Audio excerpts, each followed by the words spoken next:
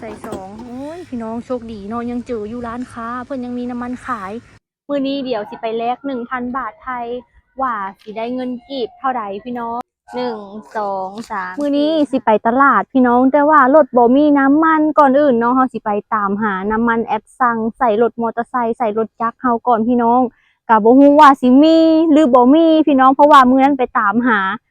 บ่มีจักปั๊มเลยเนาะบางปั๊มเพิ่นก็ปิดพี่น้อง เฮาก็บ่ฮู้ว่าสิได้อีบ่มื้อนี้ขอให้ได้ขอให้มีเด้อเพราะว่าอยากไปตลาดไปซื้อแนวอยู่แนวกินพี่น้องไปกับลูกชายเนาะมื้อนี้นี่สบายดีและสวัสดีเด้อพ่อแม่พี่น้องมื้อนี้ก็สิไปตลาดไปซื้อแนวอยู่แนวกินมาใส่ตู้เย็นไว้พี่น้องก็ตอนนี้ก็กุ้มใจอยู่บ่มีน้ำมันก็ขีดเดียวยังแบบติดอยู่พี่น้องจะสิเบิดมื้อใดเนาะก็เลยว่าสิไปเบิ่งอยู่ร้านค้านี่ก่อนเนาะส่วนว่าปั๊มน้ำมันนี่คือแบบ50บางทีเพิ่นก็อาจจะเอามาเติมบางทีก็อาจจะบ่มีเลยพี่น้องเอ้ยผู้ใดได้เบิ่งในคลิปที่เราไปตามหาน้ำมันแล้วบ่มีเลยนะพี่น้องน้ำมันมอเตอร์ไซค์เนาะตัวไปลูกนี่ก็ลูกสิไปตลาดนำคือว่าจะไปตลาดเขาลงไปเล่นน้ำแล้วเฮ้อโอ้ยโพดแล้วเป่าเล่นน้ำกับประทันไปได้ใครจะไปนะอันนี้คืออ่างน้ำสกุซี่ส่วนตัวของเป่าเอง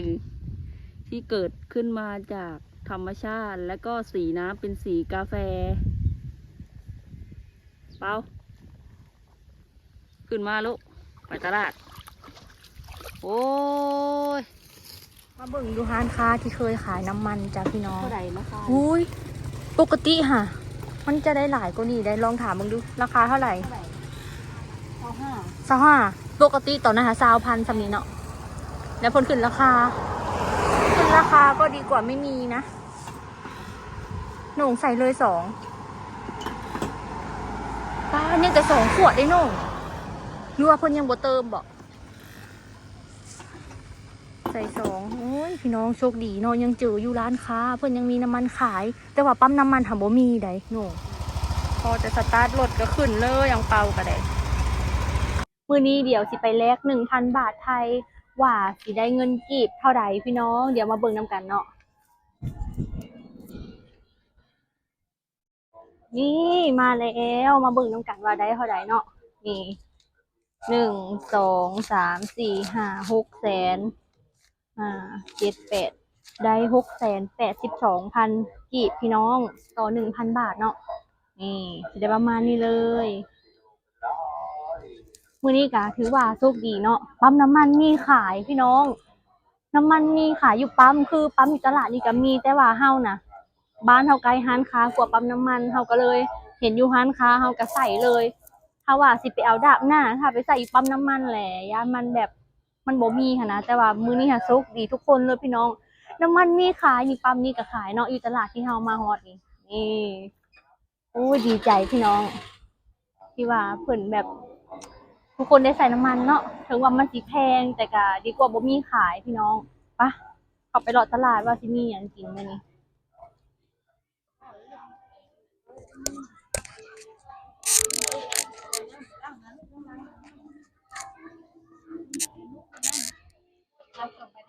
มาแล้วน้ำตกไปทางนั้นบ่ นี่น้ำตกอันนี้น้ำใสมาแล้วนี่ก็จะมีผักอันนี้มาให้บางคนเพิ่นถามว่าผักหอมรวมเป็นอะไรโนตเกียวนี่พี่น้องนี่มันคือผักหอมรวมที่ไทยก็มีขายแล้วเด้อตอนนี้เนาะนี่หอมรวมอันนี้น้ำใสของโนโตเกียวก็จะมีเลือดมีหมูกรอบลูกชิ้น3 หน่วยพี่น้องเบิ่งของน้องน้อยเป็นน้ำตกนี่อืมน้ำตกแล้วก็มีเลือดจุกๆ3 ชิ้น3 ตอนโอ้เป็นตาแซ่บน้ำตกเนาะแต่ว่าโนโตเกียวอยากกินน้ำใสก็เลยเอาน้ำใสเดี๋ยวชิมเบิ่งน้ำว่าเป็นยังไงอืมคือมีกลิ่นขิงพี่น้องแต่ว่าแซ่บคือแบบมีกลิ่นขิงน้ำแล้วมีโหระพาน้ำเนาะใ ส่ลงไปเลยเอาพักใส่ลงไปแบบนี้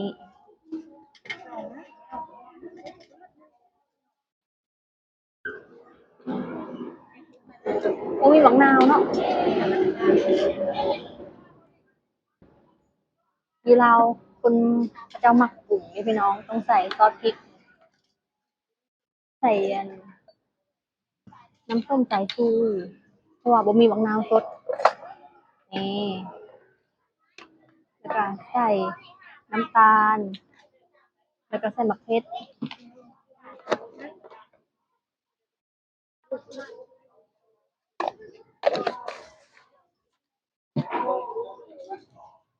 ใส่พริก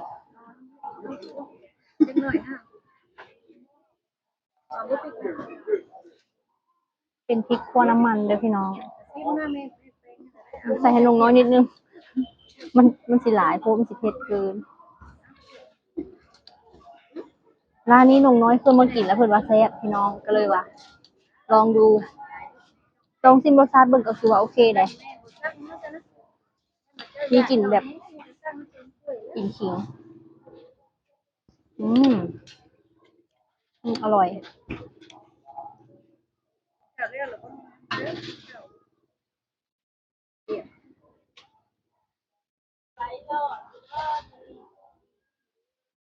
โสมพลังก่อนไปเดินตลาดพี่น้อง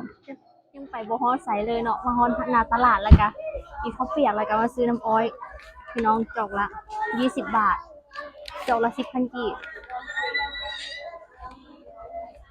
จอก10,000พอดีกินเนาะแบบว่าบ่อยากกินหลายนะพี่น้องดูหัวอังเปาเด้หาเจ้าของบ่เห็นหุ่นนงเพิ่นขึ้นไปในหนังแล้วนะมีจอก20 บาทกับ30 บาท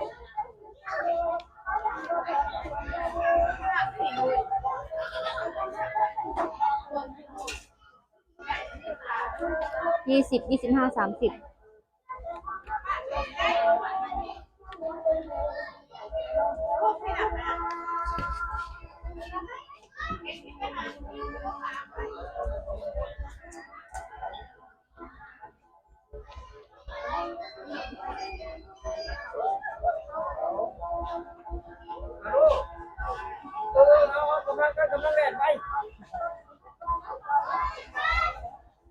เขามาลงเรือนะเขาว่าเขาได้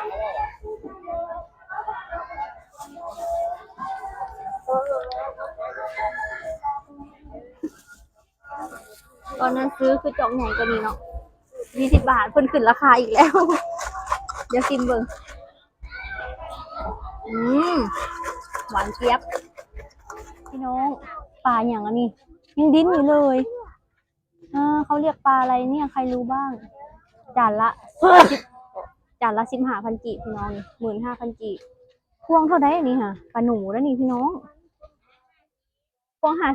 50เจ้าของคืออยู่คุณ โอ้ส่งเปียกเลยพ่อพี่น้องพวงละ50พวงละ50,000ปลาดอกนิ้วนี่ใครเคยเห็นแม่ปลาอันนี้เอิ้นปลายังอันนี้ปลาสกางปลาเซ่ลาวนี่ไหมพี่น้องไข่เบาเลยลูกเบาก็มีป้าหน่อไม้ก็มีไก่กับเป็ดเต็มเลยไข่มดแดงกล่องเท่าไหร่ค่ะกล่องละ20,000พี่น้อง40 บาทก็เบิ่งคนเบิ่งคนคอยเบิ่งแล้วก็มือหมุกไข่ล่ะเอากล่องพี่น้องเอากล่องหนึ่ง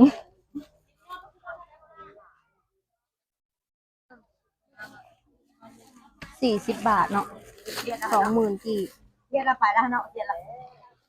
เนาะจะพาว่าขวัญเด้อนุ่งเบิ่งนี่ยอดอันนี้เขาจะเอิ้นผักหวานบ้านเขาเอิ้นผักอย่างก็เจ้าสกิดแบบพักเสี่ยวบอกว่าบ่มันคือกันนั่นแหละแต่ว่าอันนี้มันหวาน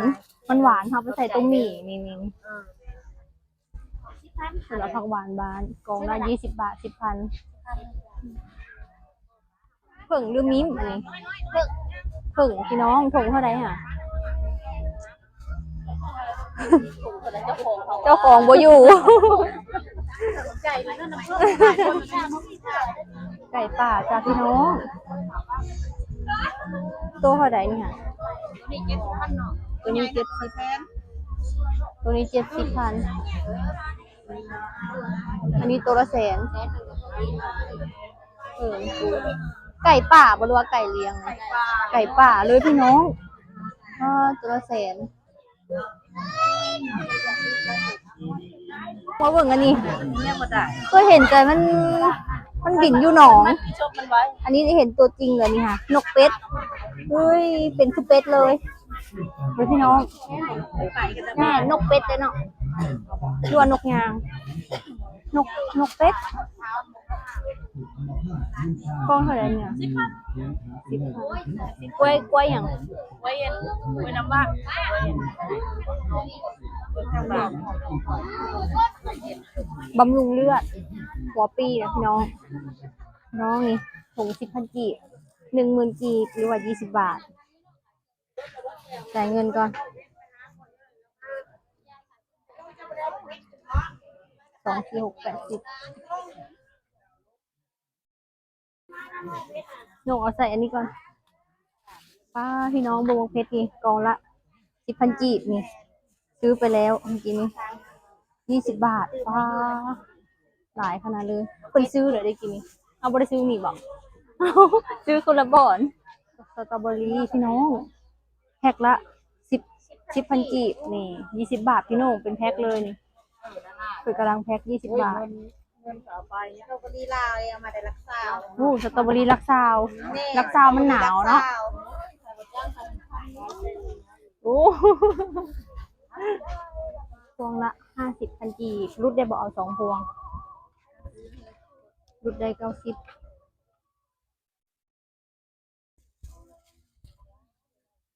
เดี๋ยวไปเฮ็ดปลาแห้งพี่น้องเฮ็ดปลาแห้งให้แม่กินพี่น้องเบิ่งยานางนี่10 บาทได้หลายนี่ใบใหญ่ๆเลยอยู่ในสวนแบบของป่าน้องตุ๊กเกียวได้อันนี้ให้แม่เดี๋ยวไปเฮ็ดปลาแห้งให้แม่พี่น้องนี่ปลาหนูน้ำเซพี่น้องเอ้ยได้2 พวง90,000ประมาณ100 กว่าบาทนี่ปลาหนูน้ำของผัดทั่วสีบ่เค็มขนาดนี้เนาะแล้วก็ได้เครื่องแกง40 บาทพี่น้องเป็นรวมมิตรเลยผักหวานก็มียอดคอนแคนดอกคอนแคนเนาะแล้วก็ได้กระดูกหมูอันนี้พริกพี่น้องมะเขือแล้วก็ปี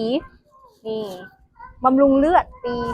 แล้วก็อันนี้ใครเคยเห็นพี่น้องนี่อันนี้คือผักหวานฟูเด้อพี่น้องนี่นะคล้ายๆอันนุ่งคือผักหวานอันที่กระเจ้าขายแบบผักหวานโค้กอะไรพี่น้องนี่แต่ว่าใบมันสีเข้มกว่านี่ตรงนั้นมันสีใบอ่อนๆเนาะแต่ตัวนี้ใบเขียวเข้มพี่น้องก็ไปเก็บอยู่ภูเนาะนี่งามพี่น้องได้หลายขนาดเลยนี่แม่ว่าเพิ่นมักอยู่เลยเอาไปแกงใส่ไก่เนาะพี่น้องนี่ไก่อุ้ยเต่งไข่มดแดงเกือบแตกระบจักพี่น้องไข่มดแดง40 บาทมันเผาหนุ่งน้อยพี่น้องคนว่าว่ะ30,000หนุ่งน้อยต่อ25,000พี่น้องได้เสยเมื่อให้ไม่หวานหย่ำเนาะเงาไม่หวานกิน